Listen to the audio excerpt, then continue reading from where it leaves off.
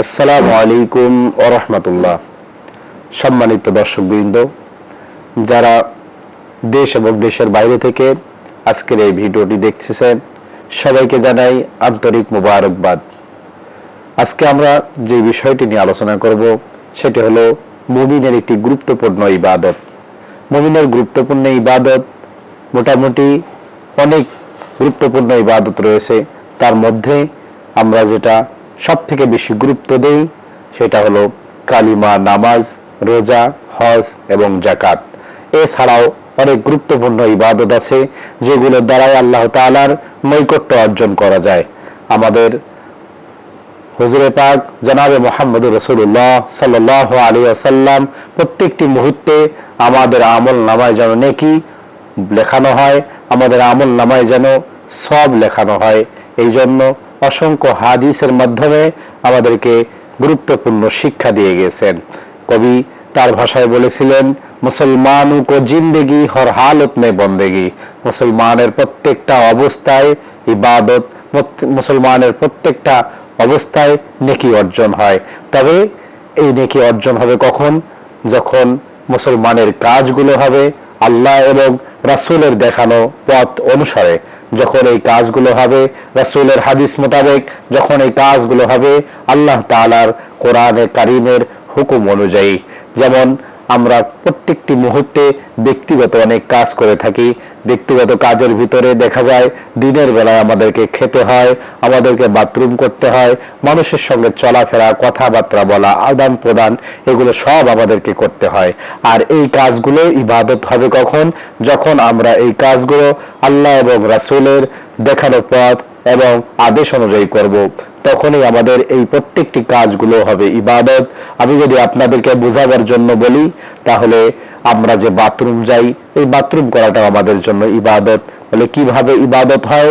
যখন আমরা বাথরুমে যাব, অবশ্যই যাওয়ার আগে আমাদেরকে দোয়া পড়তে হবে, আল্লাহুম্মা ইন্নী আউযু বিকা মিনাল খুবুসি ওয়াল খাবাইস। এরপরে আমরা বাম পা দিয়ে প্রবেশ করব, অবশ্যই পায়ে জুতা স্যান্ডেল রাখতে হবে। এরপরে বাথরুমে থাকা অবস্থায় দিলে দিলে ইস্তিগফার পড়া।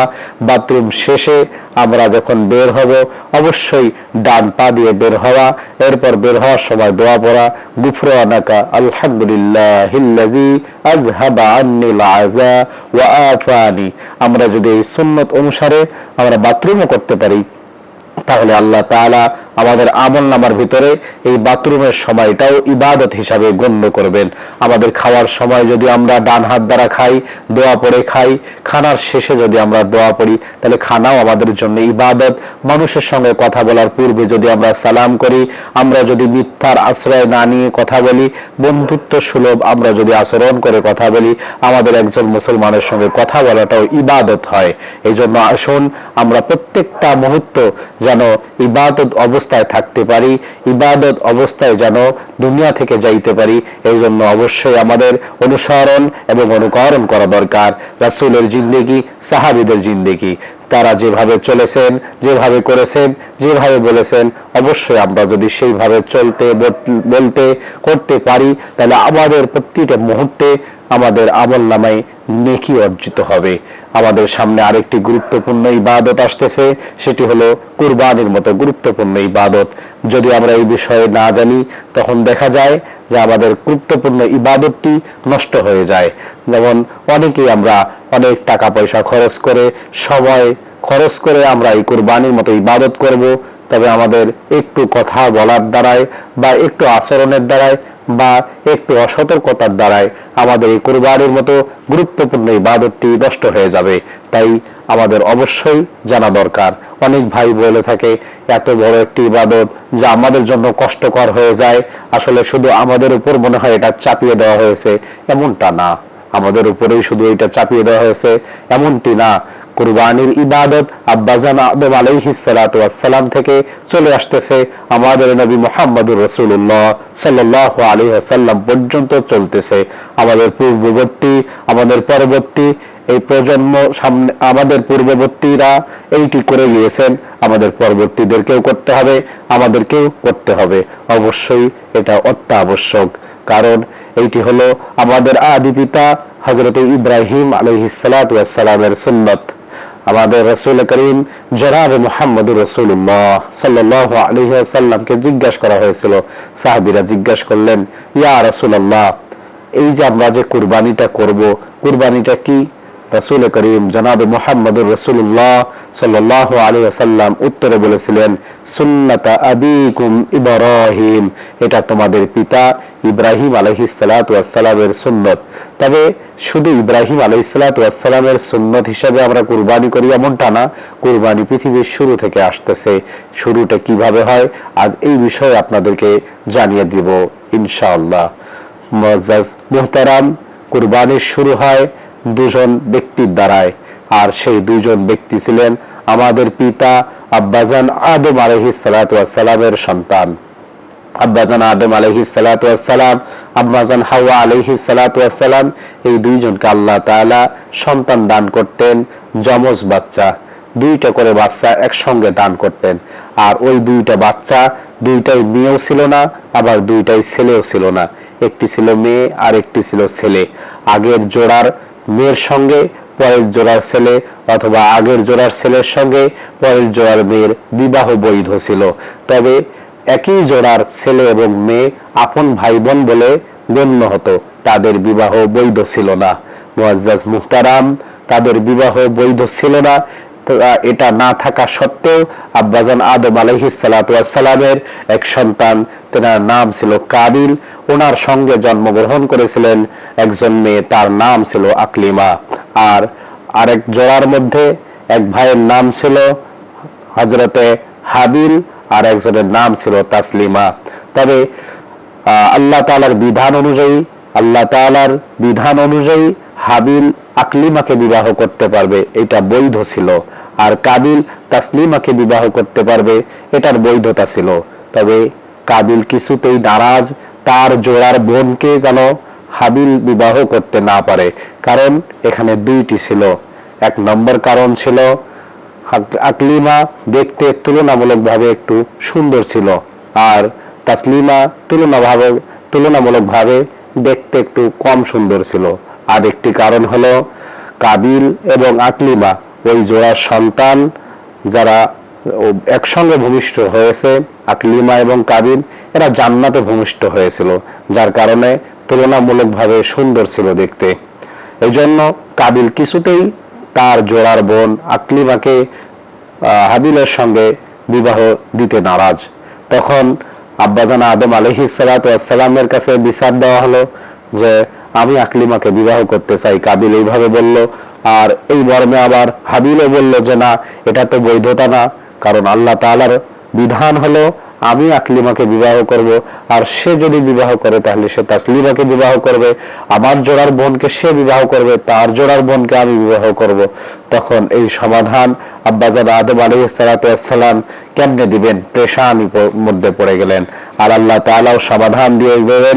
আল্লাহ তাআলা আব্বাজান আদম আলাইহিস সালাতু ওয়াস সালামকে পেগাম দিলেন, জানায় দিলেন, ওয়াতলু আলাইহিম নাবা আবনাই আদম বিল হক إذ قرب قربانا فتقبل أحدهما ولم يتقبل من الآخر। হে আদম, তোমার সন্তানদেরকে বলে দাও, তারা যদি আল্লাহর রাস্তায় কুরবানি করে, আর যদি কুরবানি কবুল হয়, তখন সেক্ষেত্রে যার কুরবানি কবুল হবে সেই ওই মেয়েকে বিবাহ করতে পারবে, অন্যথায় বিবাহ হবে না। তখন আব্বাজান আদম আলাইহিস সালাতু ওয়াস সালাম তার সন্তানদেরকে জানায় দিলেন যে তোমরা আল্লাহর রাস্তায় কুরবানি করো। তখন তারা কুরবানি করলেন কিভাবে? ওই সময় কাবিল দুম্বা পালন করতেন, অর্থাৎ পশু পালন করতেন, যে কোনো পশু তার পালন করাই ছিল কাজ। আর এদিকে হাবিলের কাজ ছিল চাষাবাদ করা, ফসল ফলানো মাঠে। তখন দুজনেই কুরবানি করলেন। আর কুরবানির মাধ্যমটা ছিল এরকম, হাবিল কিছু শস্য পাহাড়ের চূড়ায় রেখে দিলেন, আর কাবিল তার দুম্বার পাল থেকে একটি ধুষ্ট পুষ্ট দুম্বা পাহাড়ের চূড়ায় রেখে দিলেন। আর এভাবেই কুরবানি হতো। যার কুরবানি আল্লাহ কবুল করত, আকাশ থেকে একটি অগ্নিশিখা এসে তার কুরবানির বস্তুটাকে পুড়িয়ে ছাই করে দিত। আর যার এই বস্তু ছাই হয়ে যেত তার কুরবানি কবুল করে নিতেন আল্লাহ। আর যারটা ছাই হতো না, তার কুরবানিও আল্লাহর দরবারে কবুল হতো না। দুই ভাই পাহাড়ের চূড়ায়, একজন শস্য দানা আর একজন দুম্বা রেখে দিলেন। আল্লাহ তাআলার আদেশে আকাশ থেকে একটি অগ্নিশিখা এসে হাবিলের শস্য দানাগুলো পুড়ে ছাই করে দিল। কিন্তু কাবিলের দুম্বাটি যে রকম ভাবে বাঁধা ছিল ঠিক ওই রকম ভাবেই রয়ে গেল। হাবিলের শস্য দানাগুলো পুড়ে ছাই হওয়ার কারণে এটা দিবালোকের ন্যায় পরিষ্কার হয়ে গেল এটি যে হাবিলের কুরবানি আল্লাহ তাআলার দরবারে কবুল। এই বিষয়টি যখন কাবিল জানতে পারলেন যে তার ভাইয়ের কুরবানি কবুল হয়েছে, সে আর কিছুতেই আকলিবাকে বিবাহ করতে পারবে না, তখন সে একটি সিদ্ধান্ত গ্রহণ করলো, যদি আমাকে আমার জোড়ার বোনকে বিবাহ করতেই হয় তাহলে আমাকে অবশ্যই এমন একটি সিদ্ধান্ত নিতে হবে যেখানে আমার পথ ক্লিয়ার করতে হবে, রাস্তা ক্লিয়ার করতে হবে। এমন সময় একটি হৃদয় বিদারক ঘটনা ঘটে গেল। একটি এমন সিদ্ধান্ত সে নিয়ে ফেললেন, এক পর্যায়ে কাবিল হাবিলকে হত্যা করার সিদ্ধান্ত নিলেন। হাবিল যখন জানতে পারলেন তার ভাই তাকে হত্যা করবে, তখন তিনি পুরো বিষয়টা আল্লাহ তাআলার উপর ছেড়ে দিলেন। এক পর্যায়ে দেখা গেল কাবিল হাবিলকে হত্যা করলই। হত্যা করার পর সে টেনশনের মধ্যে পড়ে গেলেন, পেরেশানির মধ্যে পড়ে গেলেন। কারণ হাবিল আর কাবিলের পূর্বে পৃথিবীতে কোনো মৃত্যু বা পৃথিবীতে কোনো ইন্তেকাল হয়নি, যার কারণে কাবিলের জানা ছিল না বিষয়টি যে কিভাবে একজনকে দাফন করতে হবে, কিভাবে একজনকে মাটি দিতে হবে, চাপা দিতে হবে, কিভাবে জানাজা করতে হবে, এই বিষয়গুলো তার একদম অজানা ছিল। সে পেরেশানির মধ্যে পড়ে গেলেন, টেনশন করা শুরু করে দিলেন, এখন লাশ নিয়ে আমি করব কি? আল্লাহ তাআলার বিশাল মহিমা, একটা কাক উড়ে আসলো, আরেকটি কাক গাছের ডালে উড়ে এসে বসলো। দুই কাক ঝগড়া করতে করতে এক পর্যায়ে একটি কাক মারা যায়, ইন্তেকাল করে। তখন অপর কাকটি মাটি হাসড়ানো শুরু করে দিলেন। এইরকম ভাবে মাটি হাসাইতে হাসাইতে এক পর্যায়ে একটি গর্ত হয়ে গেল, আর ওই কাক অপর কাকটিকে, মৃত কাকটিকে ওই গর্তে ফেলায় দিয়ে মাটি চাপা দিলেন। ওখান থেকে কাবিল শিক্ষা নিল যে আমার ভাইকেও একটি গর্ত করে মাটিতে পুঁতে রাখতে হবে বা দাফন করতে হবে। এখানে কথা হলো কাবিল কিন্তু শিখতে পারতেন আদম আলাইহিস সালাতু ওয়াস সালামের কাছ থেকে, কারণ ওই সময়ও আল্লাহর হাবিব আব্বাজান আদম আলাইহিস সালাতু ওয়াস সালাম তো জীবিত ছিলেন। তেনাকে গিয়ে বললে অবশ্যই তিনি সঠিক পন্থা বা সঠিক নিয়ম পদ্ধতি জানায় দিতেন। কিন্তু কথা হলো যুগে যুগে এটা প্রমাণিত কোনো বেয়াদবের শিক্ষক কখনো নবী হতে পারে না, যার কারণে আব্বাজান আদম আলাইহিস সালাতু ওয়াস সালামের দ্বারাই শিক্ষা না দিয়ে একটি কাকের মাধ্যমে শিক্ষা দিয়েছেন। তবে কথা হলো আজকের এই বিষয়টি আপনাদের সামনে উপস্থাপন করার একটি কারণ যে আমাদের কুরবানির সূচনা কোথায় থেকে হয়। এই কাবিল এবং হাবিলের কুরবানির মাধ্যমেই পৃথিবীতে কুরবানির সূচনা হয়।